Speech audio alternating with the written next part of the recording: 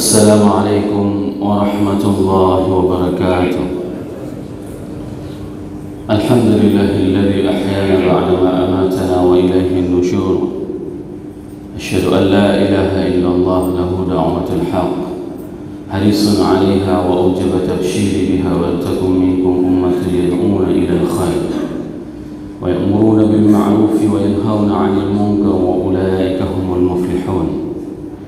وأشهد أن محمدًا عبده ورسوله، بلغ الرسالة وأدى الأمانة ونصح الأمة وكشف الغمة حتى آتانا اليقين، ليلها كنهارها لا يزيغ عنها إلا هالك. اللهم صل وسلم وبارك وأنعم على حبيبنا وشفيعنا وزخرنا ومولانا محمد وعلى أزواجه أمهات المؤمنين وذرياته وآل بيته وأصحابه أجمعين. رب اشرح لي صدري ويسر لي أمري واحلل عقدة من لساني يفقهوا قولي. أما بعد. Para asatiz yang saya muliakan, ayah bunda yang saya cintai, dan bapak ibu jemaah salat subuh yang dirahmati Allah, marilah senantiasa kita panjatkan puji dan syukur kepada Allah yang telah memberikan nikmat iman kepada kita sehingga kita dapat berkumpul di tempat yang penuh dengan keberkahan ini. Kalaulah bukan dikarenakan nikmat iman, tentu sangatlah berat untuk bangun dari rumah menuju ke tempat yang penuh dengan keberkahan. Dan Allah memuji orang-orang yang beriman kepadanya dan menempatkannya di tempat yang sangat mulia. Dikarenakan dari antara sekian banyak makhluk yang Allah ciptakan, Allah memperuntukkan orang-orang yang beriman tersebut dengan posisi yang sangat istimewa. Salawat dan salam mari sama-sama kita panjatkan kepada junjungan kita Nabi besar Muhammad sallallahu alaihi wasallam yang telah membawa kita umat manusia dari alam jahiliyah ke alam yang penuh dengan ilmu pengetahuan. Kalaulah seandainya Rasulullah itu tidak pernah diutus, maka kita tidak tahu harus berbuat apa pada subuh hari. Kalaulah seandainya Rasulullah itu tidak pernah diutus, maka kita tidak tahu bagaimana indahnya mengadukan segala permasalahan kita pada saat kita tempelkan dahi kita di tempat sujud, maka akan terketuk pintu langit.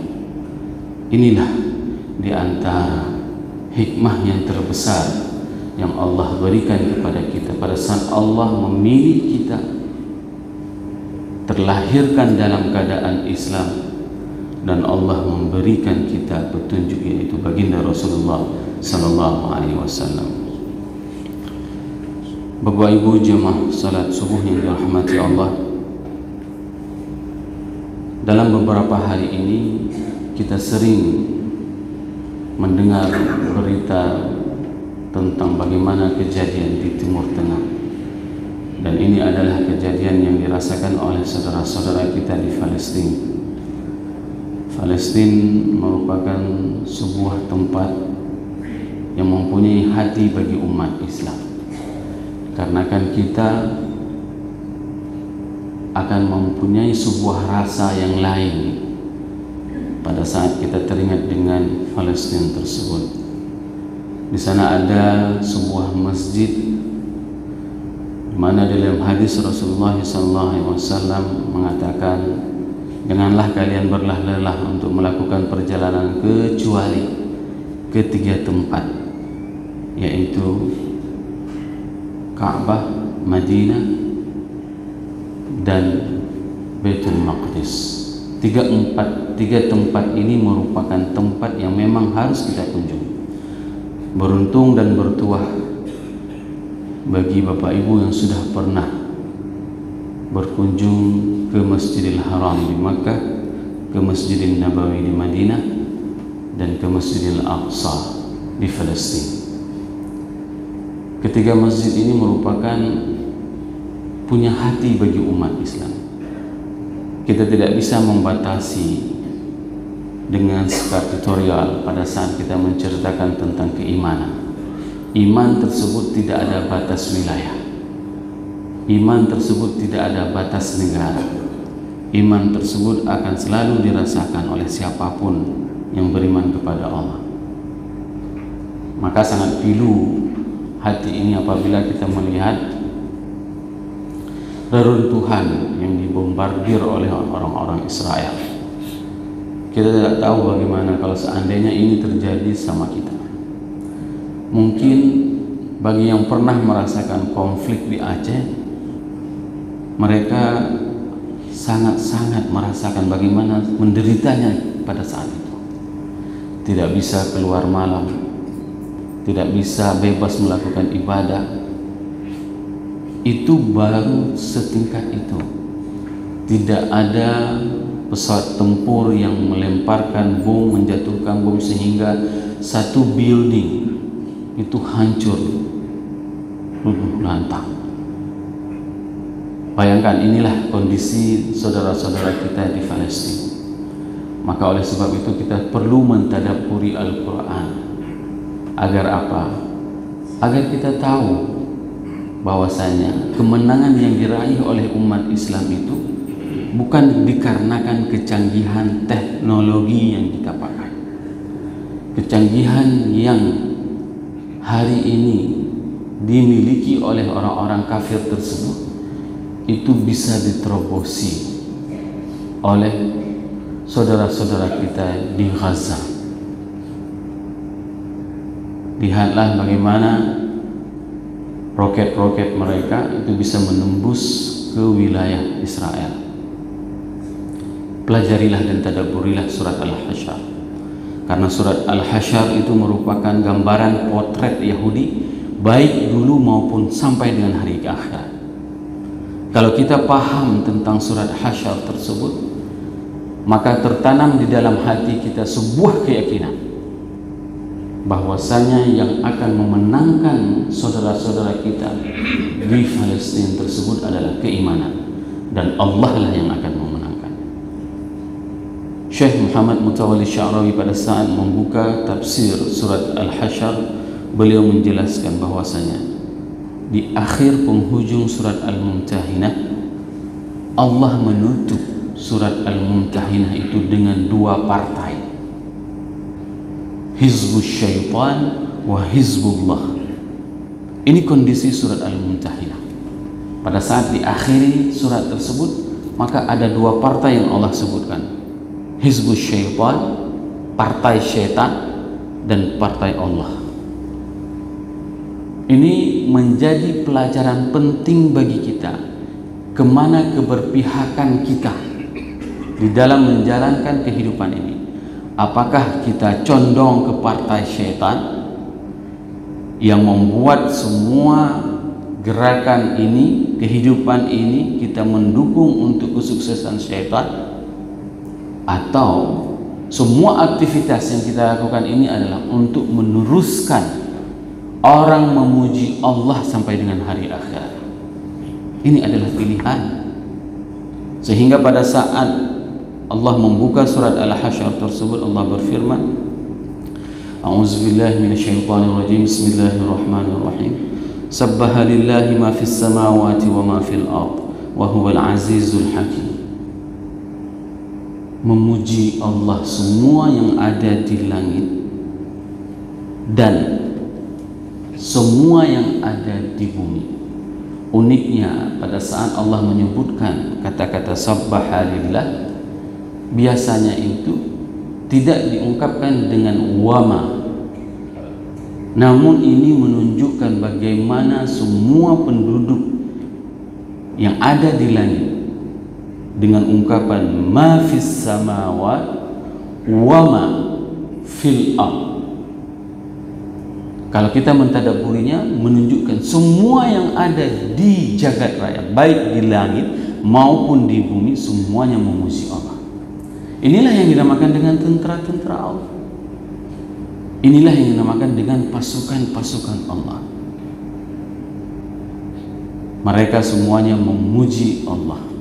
Namun la tafqahuna tasbihahum. Akan tetapi kalian tidak mengetahui bagaimana mereka cara memuji Allah. Maka pada saat kita mempraktekkan di dalam kehidupan kita sehari-hari, pada saat kita keluar dari rumah, kita berdoa kepada Allah, semua partikel yang ada di jagat raya ini mengantarkan kepada doa kita. Ini salah satu bentuk dia akan terstruktur semuanya, akan menuju kepada kesuksesan kita. Semua yang ada di langit dan yang ada di bumi memuji Allah. Huwallazi akhrajal ladzina kafaru min ahlil kitab min diyarihim li awwalil hash. Dan dialah Allah yang mengeluarkan orang-orang kafir min ahlil kitab min diyarihim, dari rumah mereka, li awwalil hash. Ini merupakan gambaran bahwasanya tidak akan pernah orang-orang Yahudi itu bisa terusir kecuali Allah yang keluarkan. Dikarenakan apa? Surat ini Al-Hasyr itu diungkapkan oleh ulama tafsir dengan surat Bani Nadir. Bani Nadir ini merupakan salah satu tempat perlindungan yang paling kokoh bagi orang-orang Yahudi. Kalau Bapak Ibu pernah melakukan umrah, pergilah ke benteng Bani Nadir di Madinah. Lihat bagaimana mereka menyusun benteng mereka. Mereka tidak menyusun benteng mereka itu dari batu bata. Mereka membuat benteng mereka itu adalah dari batu yang disusun, sehingga pada saat itu umat Islam itu tidak bisa menembusi benteng-benteng mereka. Dikarenakan apa? Dikarenakan mereka mempunyai pertahanan yang paling kuat. Sehebat apapun persenjataan yang mereka buat, yang mereka lakukan, orang Islam menyerangnya dari sisi manapun, mereka tidak akan pernah tembus. Begitulah kecanggihan yang dimiliki oleh orang-orang Yahudi tersebut. Ma dhanantum an yakhruju. Orang-orang mukmin pada saat itu berzan, mempunyai sebuah analisis. Analisisnya apa? Ay yakhruju, tidak akan pernah bisa keluar. Orang-orang mukmin berpikiran, mempunyai asumsi bahwasanya orang-orang Yahudi itu tidak akan pernah keluar dari benteng mereka. Kita tidak akan mampu. Tapi ingat, Al-Quran mengungkapkan zon orang mukmin itu adalah dengan fi'il, dengan kata kerja. Itu menunjukkan apa? Walaupun mereka menganalisa orang-orang mukmin, akan tetapi mereka selalu bekerja. Sama seperti opini yang hari ini dibangun kepada dunia. Pada saat saya di Washington, saya masuk ke Holocaust Museum, museum terbesar Yahudi yang ada di jantung dunia di Washington. Mereka membangun sebuah opini apa? Pada saat kita masuk ke museum tersebut, itu dimasukkan ke lantai paling atas. Liftnya itu sekitar 100 orang muat. Masuk, naik lantai atas, kita diturunin per lantai. Begitu kita turun selesai dari lantai tersebut, dari museum tersebut, maka kita semua dibentuk dengan opini bahwasanya Yahudi itu layak punya negara. Think what you saw. Pikirkan apa yang kamu lihat. Dan saya tanyakan kepada teman-teman di sana, kenapa bisa seperti ini? Kenapa tidak? Karena mereka menguasai media dunia 80%. Inilah dulu kenapa Rasulullah SAW mempersiapkan media yang dahsyat, yaitu para orang-orang ahli syair. Pada saat mereka dibacakan syair, bisa mereka menangis itu berbulan-bulan. Pada saat mereka membacakan syair mereka itu, mereka bisa berperang tanpa ada rasa khawatir sedikit pun. Hal yang sama juga dilakukan oleh siapa? Oleh Indatu kita. Hikayat Perang Sabi itu merupakan sebuah syair yang apabila dibacakan oleh para pejuang pada saat itu, maka darah mereka akan mendidih untuk melawan orang-orang kafir. Pentingnya menguasai media.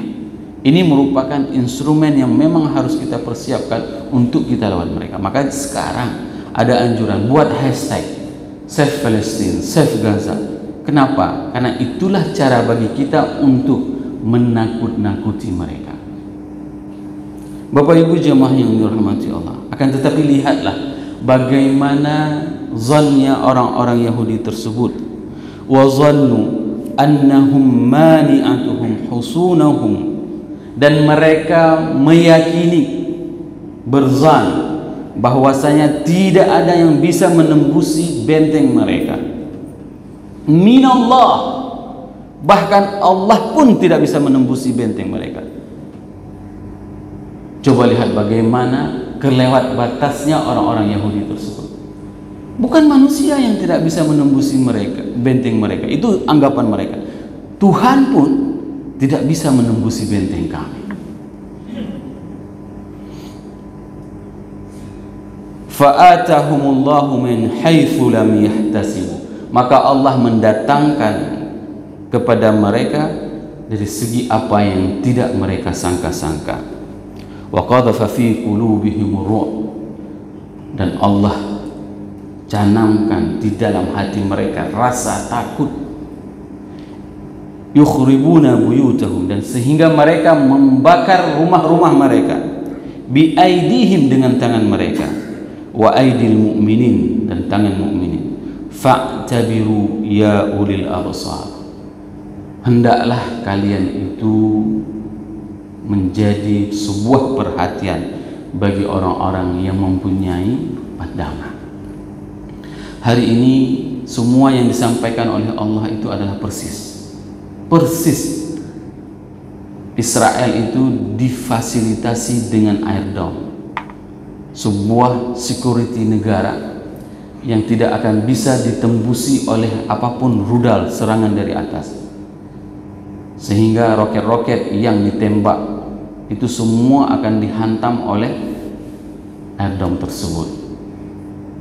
Tidak akan pernah itu dibangun opini bahwasanya apapun yang serangan itu akan langsung diserang, akan ada roket yang menembak roket tersebut. Dan ternyata umat Islam wa dhannu ay alla yakhruju ma dhanantum ay yakhruju, dan orang-orang Islam mereka kendati beranggapan, berzan, akan tetapi mereka terus bekerja. Ini yang dilakukan oleh saudara-saudara kita Hamas.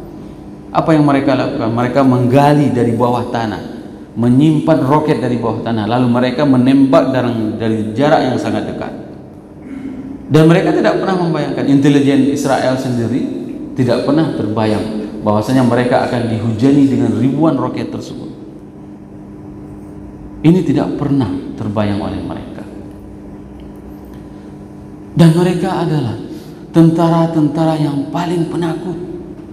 Sampai-sampai mereka itu takut untuk buang hadas, mereka pakai pampers. Berbeda dengan orang-orang Islam. Lihatlah bagaimana seorang istri bahagia, senang pada saat tahu suaminya syahid.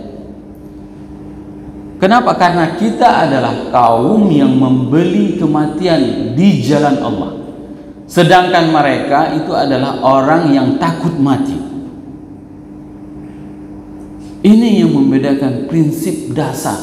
Pada saat mereka mempersiapkan anak mereka itu khusus untuk memerdekakan Palestina. Ini yang harus kita persiapkan generasi kita. Paling tidak mereka mempunyai rasa cinta, mempunyai rasa al-intima, ada kecondongan, bukan dengan menunjukkan sikap yang tidak setuju. Ada donasi yang sedang kita galang. Ada pula orang yang bilang nggak sampai donasinya. Untuk apa donasi? Padahal dia memang pelit. Dia bilang donasinya tidak sampai. Kalau memang tidak sampai, bagaimana mungkin saudara-saudara kita itu bisa membangun rumah sakit, membangun sekolah? Dari mana duit mereka? Maka ini penting menjadi kaya hari ini. Kenapa? Agar harta kita itu tepat kita distribusikan, agar harta kita itu bisa kita bantu mereka, saudara-saudara kita yang ada di Palestina. Mungkin kalau seandainya keimanannya seperti keimanan kita hari ini, kita akan menangis, kehilangan rumah, kehilangan sanak famili, kehilangan orang-orang yang kita cintai. Tapi lihat mereka begitu tegarnya, rumah mereka hancur, apartemen mereka hancur, anak mereka hilang, suami mereka syahid, istri mereka meninggal, mereka tidak pernah komplain. Kenapa? Karena Allah sisakan Yahudi itu agar apa? Agar kita bisa berjihad di jalan Allah, agar kita bisa mempraktekkan ayat-ayat Allah ini. Sengaja disisakan. Kalau tidak berlaku lagi hukum jihad tersebut.